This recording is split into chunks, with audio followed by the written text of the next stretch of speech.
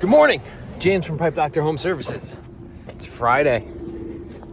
Let's see what we got. 10:35 in the morning, and we are back to tackle that freestanding tub waste and overflow to make sure that it's not leaking when the tub is filled. I got the whole new assembly. I'm with Derek today, so we're gonna try the plunger first, see if we can get it done easily without having to take the whole thing apart.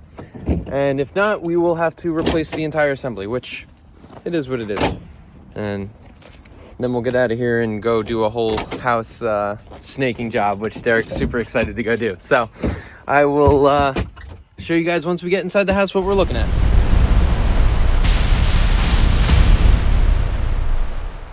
All right, so we're back. We have this is the new assembly. This is the old plunger. We took it out, we put the new plunger in. I'm just waiting for this to fully shut off, but you can see we have a good like 4 inches worth of water in there. And I don't hear anything, which is fantastic. So that means there wasn't an issue with the assembly. There's an issue with this seat. You can see there's a little bit of pipe dope on there from when I was trying to lubricate this thing to see if I could just get it to sit properly. So luckily we don't have to swap the whole entire thing out. We just got away with having to do the plunger. We're gonna check downstairs to make sure that there's no other leaks or issues or anything like that. And I am so happy that this is turned into an easy fix because it's Friday and things don't always go your way on a Friday. So we'll go check out downstairs and we'll show you guys what that looks like. So we jinxed ourselves. We went downstairs and we could hear the water downstairs, and then we came back up, and go figure, it's doing the same thing. Hold on, let me get my flashlight in there so you can take a look and see. It's doing the same thing. So it's making me wonder. You can see the water trickling through, even when I have this straightened out. So we're gonna swap out, put this new assembly in. I would just hate if we do that and we still have the same issue, but we won't know until we do it. So if we could just swap it out super easily, we could disconnect that no hub coupling downstairs, get this unscrewed from the trap adapter, and get the shoe off of here, and get this new one pushed up. We should be good to go. So we're gonna try that. We'll try to do it in record timing and keep our fingers crossed. I mean, worst comes to worst, if this doesn't work, putting the new one in, then we're just gonna have to have a conversation about putting a toe touch in there with the clicking pop-up drain and leaving this here for aesthetic purposes so that there's no hole in the floor, but I think that's gonna be the route that we have to go with it. So let's see what happens when we swap it out. We're getting the new assembly in right now. We got Derek doing plumbing, bro. He's using the T-handle 60-pound torque wrench to tighten up the no-hub couplings. We had to add a new one in. I'll show you afterwards. We had to add a second no-hub coupling, which is honestly fine because it makes servicing the trap in the future easier, even though hopefully the ceiling will be closed up and this won't need to be serviced. But we had to add in another no-hub coupling because this was a glue trap, not an LA trap, because you don't put LA traps in the ceiling. But that's all right, because no-hub couplings are rated for use on PVC. So once Derek gets that tightened up, I could have him go upstairs, turn the tub on. We could test to make sure we don't have any leaks.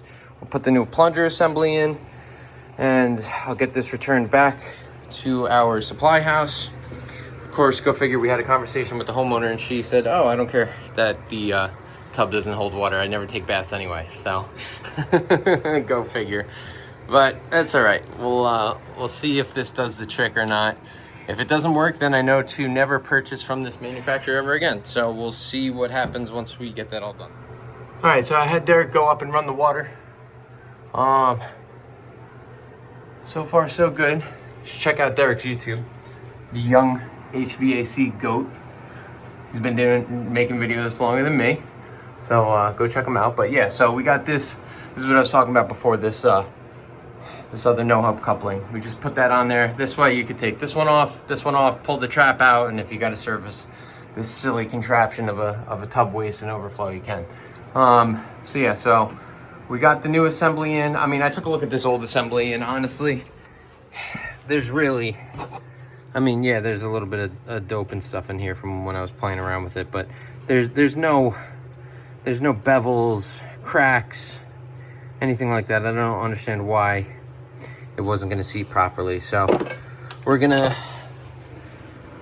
go back upstairs. We will get the new plunger put into it. We'll see how it holds and if it holds, and if not, the customer said she doesn't really care as long as she has use of that tub for showering purposes, that she's happy, and that's all she really wants at the end of the day, which, like I was saying before, is fine by me. I mean, I'm just a perfectionist. I want things to work as intended, especially when I am charging people for it.